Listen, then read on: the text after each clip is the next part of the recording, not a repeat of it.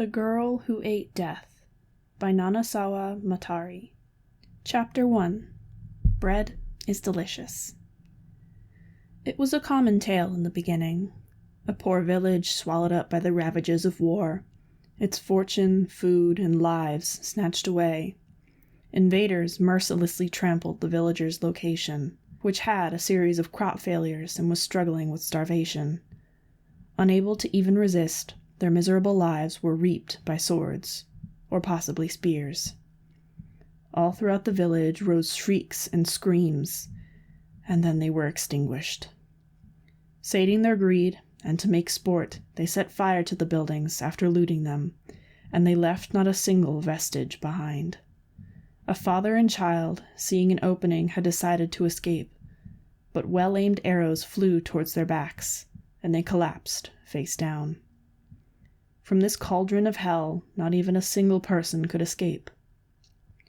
It was inside that boiling, abominable hellfire. A single, emaciated, scrawny young girl with lifeless eyes had secluded herself in a run-down hut. She had no energy nor strength to move remaining. The young girl's family tried to run, but they were slaughtered on the way. The girl who could not sufficiently do farm work was thought a burden by not only just the villagers, but also her family. If she died for them, they would be happier instead, they considered. Therefore, she was the only one in the family left behind, and consequently survived until now, since no one could escape the encircled village. Inside the girl's heart were resignation, despair, grief, and sorrow. Various emotions were mixed together. However, more than those emotions, there was but one thought stronger than them in her. Only one desire outweighed them. It was a sad, wretched desire that could be called a human instinct as well. Hunger. Since this person was born, she never had a full stomach. An ample harvest could not be expected from the infertile earth, and furthermore there was a harsh tax imposed. The meager food remaining was preferentially given to the laborers, the ones who went out hunting, the ones who performed farm work, the ones who raised children. The young girl who could do not a single thing sufficiently was given nothing but scraps of food. Even so, it could still be called happiness that she was just able to live. Since there were cases of other villages resorting to murder to reduce the number of mouths to feed. Hence, when an invader finally came in, the girl did not even quiver. Even when the invader revealed a broad and detestable smile, the girl did not avert her face away. Even when the well-built soldier pushed her down and his arms came reaching for her, she did not shake him off. Even when death, holding its large scythe, looked down upon her, she did not feel dread. Was it just an illusion? Or was it the real death? Had it come to harvest her soul? Death, wearing a tattered robe and a white mask. However, the feeling of hunger was not sated by the appearance of the dreadful god of death. Death and the man pushing her down could be seen overlapping each other. Her vision was becoming increasingly abnormal, it seemed. In the world which began to be infected with vice, the girl muttered that she was hungry many times over in her mind. The girl's crude clothes were violently torn off. She no longer cared what would happen afterwards. Her stomach was empty. "Isn't there anything to eat?" She hummed and looked around. At her out-of-place behavior, the soldier who pushed her down displayed a puzzled face.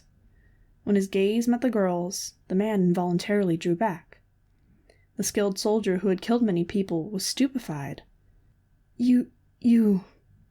What the heck? What? You look so delicious." She fixed her gaze on the man possessed by death, and a single thought surfaced in the girl's inner mind.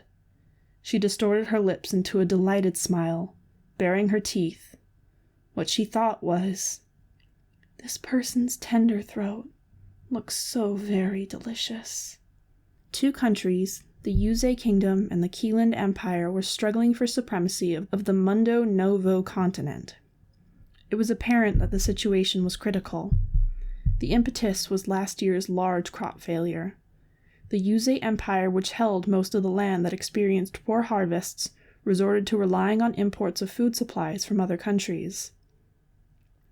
Whereupon their trading department, the Dolbaks Union, suddenly imposed an embargo. In concert, the Qilin Empire was unilaterally decreed that their non-aggression pact was revoked. The Union was a region that had declared independence from its Yuzhe kingdom. The empire currently had a tentative ceasefire with the kingdom, but small skirmishes repetitively occurred along the borders. The kingdom's decline was to their advantage for sure, with no disadvantages. Aiming for an internal collapse, they cooperatively applied pressure, increasingly cutting off the kingdom's life. Due to this embargo, the kingdom's finances were dire. They became forced to levy heavy taxes on the people, and many starved to death in the kingdom's territory.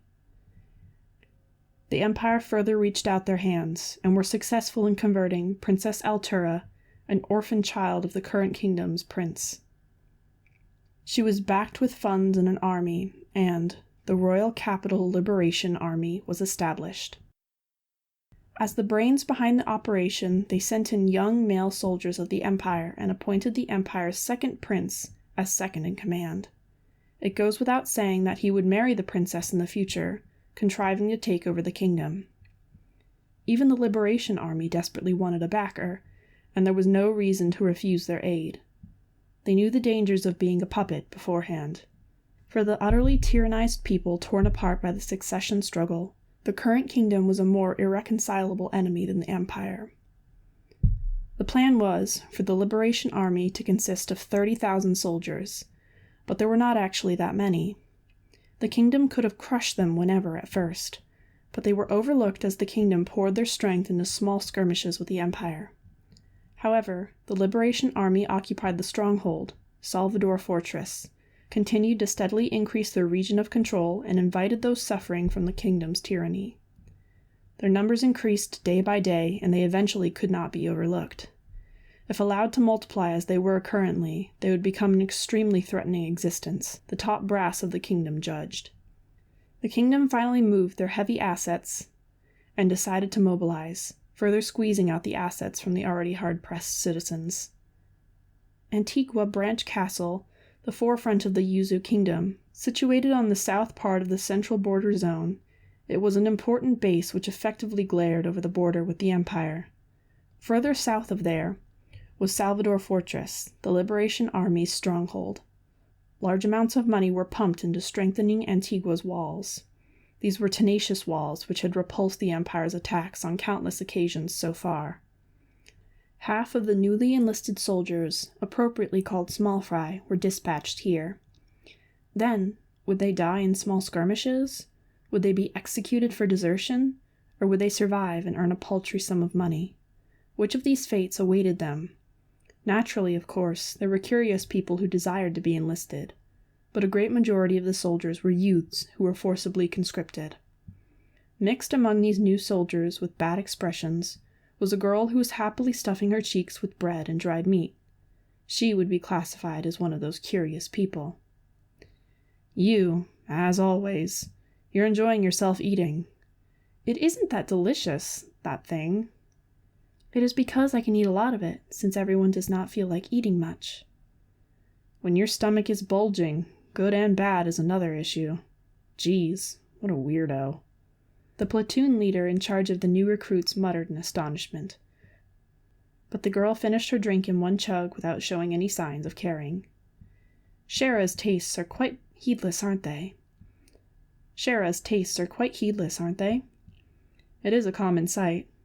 More importantly, platoon leader, is the aforementioned rumor true? The platoon soldier, who hadn't experienced his first battle, worriedly inquired. What rumor? The platoon leader asked with a stern expression on his face. The one about commencing more and more offenses against the rebel army. It seems higher-ups have also arrived in groups. The higher-ups the young soldier mentioned. They were the admirals, or perhaps generals, who had heaps of medals affixed to their chests and boasted elite guards, staff officers, and soldiers marching along with them. They were reinforcements from Eastern Belta, including the Antigua Reserve. Their numbers would swell roughly 100,000. It was the first large-scale mobilization in a while. Their numbers were plenty, their equipment so-so, and their experience was, needless to say, low. The so-called mishmash comprised half of the army. There shouldn't be orders before long. We should prepare them and make an effort to train. Whether you live or die is the fruit of your habitual training, and your luck. So it was true. I don't want to die yet, though. Thank you for the meal. The young girl known as Shara put both hands together, appearing satisfied. Seeing that, the young man unintentionally threw out a compliment. Come on, man, don't just think about eating. Think a bit about what we said just now. Your life tomorrow is more important than today's bread and meat, right? For me, today's bread and meat are more essential. They are greatly valuable, more than going along with your complaining. You quibbing shit girl. Shit girl, no thank you. Hey, conscripts, leave it at that. Come on, if you're done eating, hurry up and return to training. The two saluted when the platoon leader roared out, and they hurriedly returned to the parade ground. The youth was quite the normal young man. If his luck was good, he would live, and if it was bad, he would probably die, not even leaving his name in history. But he was just a common soldier, consumable goods. But of course, he himself understood that. With just common luck, he would have the bragging right called living. The platoon leader smoked a cigarette. The smoke clouded his eyes. However, that girl, even though she was still a young girl, the girl at an appropriate age to be a soldier was not very understood. She was an odd human who personally went to enlist in the army. Her age was around 16. Her birthplace was an agricultural village captured by the rebel army. Her reason for volunteering was a joke: to eat until full. There was but one reason why this girl, who seemed unable to decently handle a sword, was eligible: because she presented the heads of 10 rebel soldiers while covered in blood. Their heads and proof of affiliation were disorderly thrown into a large leather bag. She even was courteous enough to bring back a flag of the self-proclaimed Liberation Army. Normally, there should have been a large amount of suspicions, but there was one thing the Great Kingdom prided itself on: that there would be no problems if one possessed the power to kill the enemy, and she was immediately approved for enlistment. At that occasion, while small, a cash reward was conferred as a reward for defeating the enemy. And then, what fate was it that arranged for her to be assigned to the troop under his control? The man who commanded the platoon, hearing the whole story, could only sigh. Geez, I don't get anything. I have a bad friggin' promotion. Looking at the young girl at training, performing practice swings with her large scythe, the man involuntarily let out a sigh. In spite of it being utterly preposterous, she readily displayed her skill with handling her scythe that she obtained from somewhere, even though he allowed her to use a sword. At the time when she first participated in training, "Don't wield something beyond your ability," he said, and decided to take it, but he dropped the large scythe on the ground due to its excessive weight. That ridiculous scythe took 2 new recruits to finally lift up. It was impossible to swing it or anything. Though it was a conundrum how a young girl with a seedy build could handle it, she certainly seemed to have more war potential when handling it than handling a sword. It would be appropriate to say that the girl had absolutely no hope in swordsmanship. He inevitably recognized her as a special case. A scythe was half-baked as a weapon. It could not outrange a spear, and it fell behind a sword in cutting. Its outward appearance was imposing, but as a weapon, that was it. The reason why a scythe like that was not seen in actual combat was simple. It was not geared toward killing humans.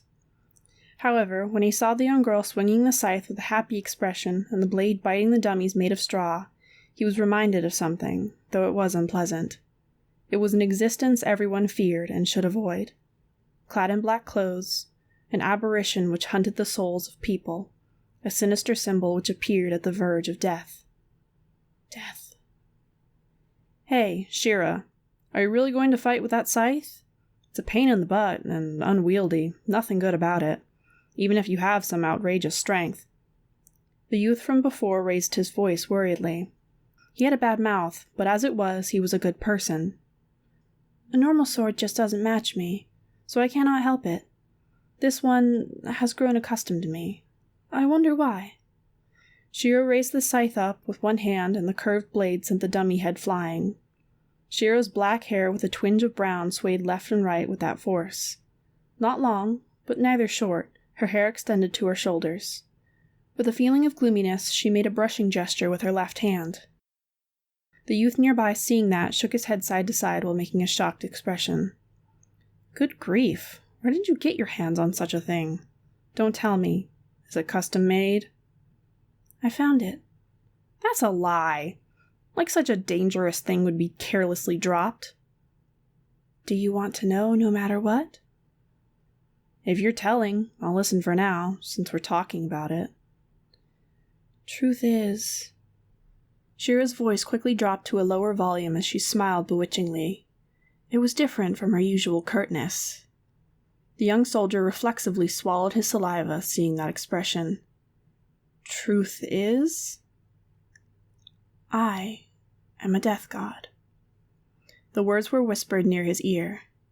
The youth, realizing he was being made fun of, yelled as his face flushed. You shit, girl, even when a person takes the trouble to seriously listen. Since I told you, please treat me to some bread sometime. With cheese, too. Looking forward to it. It's a promise. Shira extended out her hand, but it was strongly brushed away. Shut up. You go eat grass or something.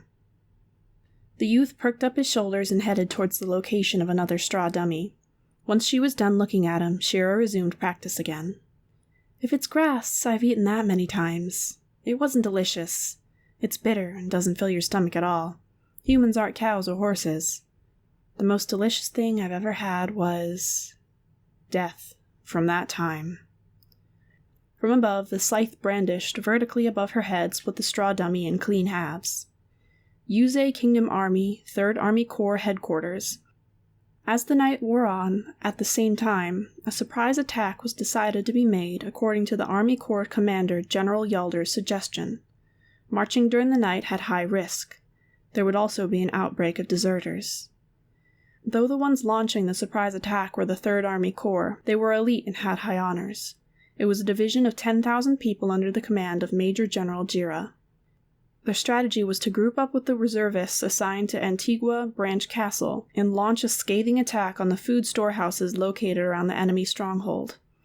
If the operation succeeded according to plan, it was assured that fatal damage would be inflicted upon the Liberation Army.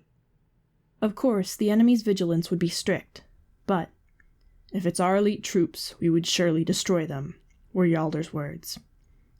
After which, by the majority vote from commissioned officers who were sitting in a line, the strategy was to be carried out. It was also determined that the platoon Shira was attached to would have the honor of participating in the surprise attack. Though, for the people whom it concerned, it was probably a sorrowful event. If they fought, they would die. The ones to die would be the soldiers who were scraped up after all. The surprise attack would have 2 phases. The staff officers would, after the surprise attack succeeded, pursue the rebel army without exception, or so it was planned.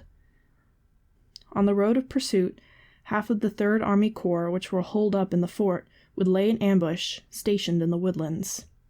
Then, the scheme called for the pursuit unit to thoroughly encircle the arriving enemy and drive them to extinction. If all went well this time, the insurgents calling themselves the Royal Capital Liberation Army would be driven to collapse in one blow. Will it succeed? This night attack. I feel somewhat uneasy. Dunno. I wonder too. Except I'm looking forward to the food silo. It's a thing filled with food. We'll be able to pick anything we want, no doubt about it. Shira and the youth, who was wearing crude armor on his person, marched while whispering. The vicinity was completely enveloped in darkness. While this may be obvious, fire was forbidden as this was a surprise attack. In the woodlands which had fallen silent, the soldiers stifled their breaths and simply and earnestly marched forward. You know, I've been thinking since then. Is there only eating inside your head? You should think more about other things. Yeah? You didn't know? Jesus, I envy how you're so happy-go-lucky. You know, I can't help but be scared. I keep thinking how I won't be able to ever go home again. I still still have a lot of things I want to do. I'm fearful of dying." The youth clenched his fist tightly, as if suppressing his shivering. Shira took out a fried bean from her small bag and tossed it into her mouth. A good taste filled her mouth. It seemed out of place. "If you die, then you won't be scared. Isn't that a good thing? You won't need to worry so much anymore." "If you also die, then you won't feel hunger anymore, so good for you. A dead person doesn't feel hunger." "I guess. That's true." "Isn't it? Hey, be quiet. The enemy will hear you." While they thought the platoon leader's voice was the loudest, after exchanging glances, the two fell silent. "Have we marched for an hour already? Or maybe it was 2 hours. Has the vanguard already launched the attack? Soon Will we really be able to do a surprise attack without being discovered?" The youth asked himself while marching forward, while trying as best he could not to make any sound. He knew the answer to his previous question immediately. No, it should be said he was made to know. "Retards of the kingdom, you will all die here! Archers, start volley! Annihilate them!" Together with a powerful command, torches glowed through the gaps of the surrounding trees. At the same time, fire arrows with the sound of cutting the wind struck the kingdom's army. Enemy! Rebel army ambush! What is this? Was the surprise attack seen through? Hurry! Retreat! Retreat! Withdraw!" Jira, who led the surprise attack unit, raised his angry voice and gave out orders. To take advantage of an enemy's carelessness, and then herd and rout them in one fell swoop, was called a surprise attack. That being said, the ones being ambushed were reversed. Their situation was that of prey who were successfully lured out. The commander had to immediately reorganize the formation, or else— "The fire is spreading too quickly! Sir, oil was scattered! Fire is coming all throughout the forest!" "Hurry and open escape path! We'll be annihilated like this!" The entire surprise attack plan had been leaked to the rebel army, and a large quantity of hay and oil were strewn ahead of the path they would march in the woodlands beforehand. A large amount of fire arrows had rained down there. There was no longer any way of reforming Jira's division that had fallen into disarray. Would they be burnt to death in the forest, or would they go out and be skewered by the enemy? Commander Major General Jira continued to berate his soldiers to escape somehow, but finally he was killed by the rebel army leader. There was not a trace of that overflowing confidence which filled his expression habitually on his face. There was only one that seemed to scream, "I don't want to die!" Shira's platoon, which followed them, was also swallowed up by the vortex of flames. The arrows did not cease, and continued to rain without any gaps. Platoon soldiers were also killed in action in the furious melee. The soldiers who were killed in action were Shira's acquaintances, and there was a time when she was treated to bread by them. She took out a small scrap of bread that she had put in her pocket, threw it into her mouth, and chewed. That she would no longer be given treats was very unfortunate. "Even if we stay here like this, we'll only be burnt to death. Sink or swim, we can only exit the forest." "Prepare yourselves!" The platoon leader strained his voice and informed the soldiers. But, platoon leader, won't we be completely surrounded outside too?" "If that time comes, we resign ourselves to our bad luck. If you don't want to, it's fine if you stay here. I don't mind if you violate military regulations. However, that you will be burnt to death, I guarantee it. Those who have the guts, unsheathe your swords. We'll attack all at once on my signal." The platoon leader and the soldiers in the prime of their lives took out their weapons and looked to the right. Through a break in the trees, an open field could be seen, and no enemy soldiers were found. Of course, there was a good likelihood that enemy soldiers were lying down. From the front arose black smoke, screams, and flames, compelling every soldier to make their decision. Another platoon from the rear raised a strange voice and sprung out into the plains. At the same time, the platoon leader also gave out his orders. "Start the attack! Charge! Wah! Forwards! Forwards! Don't look behind! Fire!" At the platoon's bold dash, arrows came flying level to the field. The Liberation Army soldiers were eagerly, restlessly awaiting them. There were no soldiers who were performing the ambush that had revealed themselves to their enemy. Camouflaged, arrows nocked, spears gripped, they had concealed their sharp killing intent. It was already too late for the other platoon that used to be behind them. Dead bodies pierced by arrows were scattered everywhere.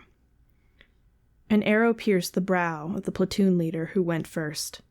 In his body as well, several shafts were stuck in his armor, and the platoon leader died in action without being able to raise a scream or be surprised. The youth, whether fortunate or unfortunate, had only been struck in his shoulder and right knee, and he bore no fatal wounds. However, that did not change his fate. The difference was only now or later. The enemy soldiers changed to spears from bows and were impatiently closing the distance. The wounded platoon members in the vicinity were also already in no condition to fight. No reinforcements, and the platoon behind them was already walking the road to Hades. With his posture destroyed, there was no meaning in pointing a sword toward the enemy. He entered the thought of throwing away his sword and surrendering, but he quickly threw it away. They wouldn't take one common soldier as a prisoner, after all. I will die here. The youth did not want to die, from the bottom of his heart. Platoon leader, he died, huh? Even though he treated me to many meals. Truly unfortunate. Eh? He thought he had heard Shira's unusual and unchanging voice next to his ear. In that moment, something charged into the enemy's soldiers. It was too quick, and the youth could only do his best and follow it with his eyes. Then, at the same time, blood danced from within the torches. Screams roared. Ukia! Whew. What? An enemy soldier's right arm was lopped off by a large scythe, and then the head of a man who stood next to him, dumbfounded, was sent flying.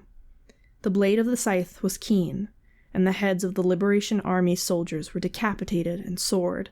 It was like mowing weeds. The man who had his right arm severed had no idea of the circumstances which had befallen him, and he fell face down. His bleeding was severe, and he probably wouldn't be able to avoid death. Oi! What are you guys doing? The opponent is just a single person. Surround and kill— Into the face of the man who gave orders like a commanding officer stabbed the tempered edge of the scythe's point.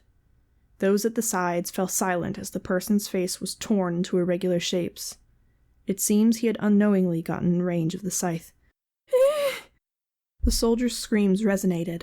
Anyone would upon seeing a disaster befall a human who was just living. Kind of annoying when there's many people. But I won't leave anyone alive. I will massacre all of you, rebel army.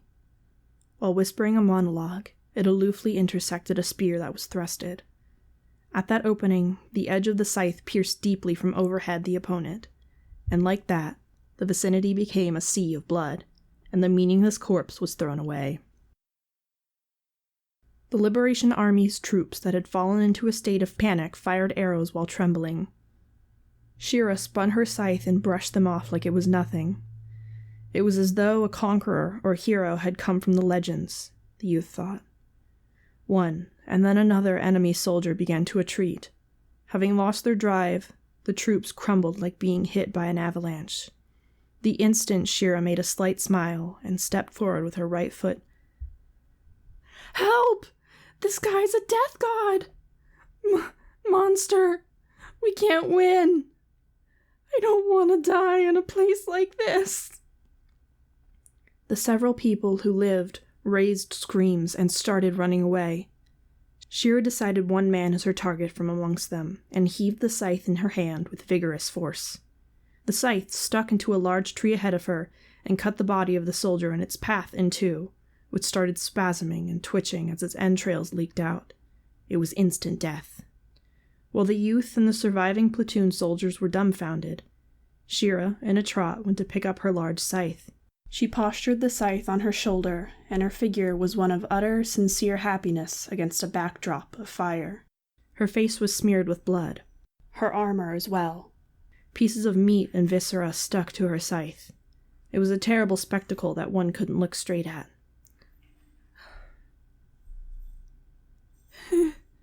Eh. What's the matter? Your face is pale, you know? From the middle of the plains, which was filled with the dense smell of blood, death itself headed towards the youth. It was Shira's silhouette projected by the flickering illumination. As if clad in black, tattered robes, the monster of death was imprinted onto the youth's vision. The sinister scythe slowly swayed side to side, as if it was hunting its next prey. That was as long as the youth could maintain his consciousness.